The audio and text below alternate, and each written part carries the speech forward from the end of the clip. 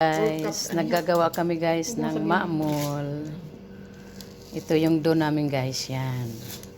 Ito yung ano naming hulmahan sa dough, yan, ice cream scoop. Para same size siya guys, yan. Tapos ito yung dates. Yan, tamor to guys, na may sesame oil. Tapos tanggalan mo siya ng buto, yan, ganito siya yung ipapalaman natin guys sa ating ma'mol. So, ito guys, ipa-flatten lang natin. Lagyan natin itong dates. So, ganyan. Saka natin diluhin. Yan, ganyan siya guys. Tapos, same procedure lang siya guys lahat.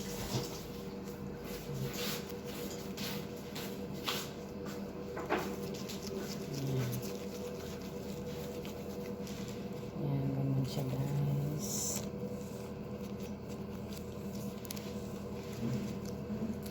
Continuous lang hanggang sa matapos natin. Tapos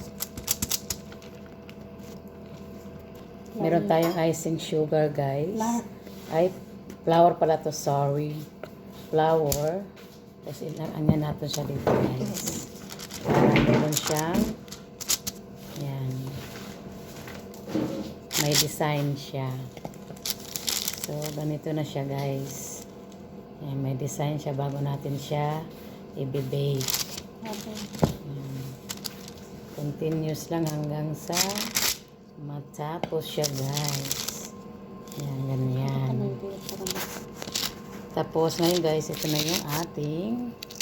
So, yan na guys. I-bake agad natin guys. Ito. Dito na sa oven hanggang sa mag-golden brown lang siya guys. Yung ating ma'mol. Masarap to guys, partner sa coffee. Paborito ito ng mga Saudiya guys. Yan. Dahil Ramadan, yan, piyesta naman kami sa bahay ng ma'mol.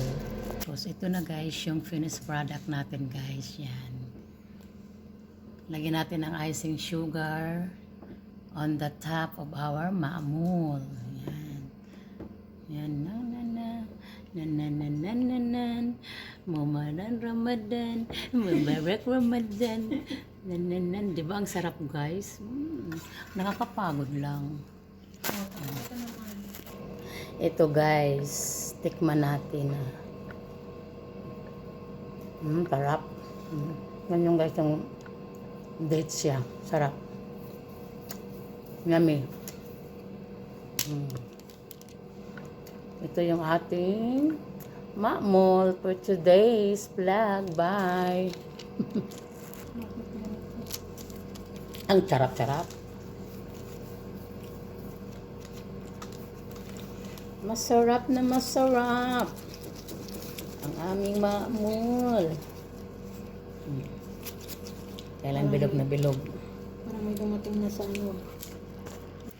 Sobrang sarap ng ating ma'mol guys. Yan.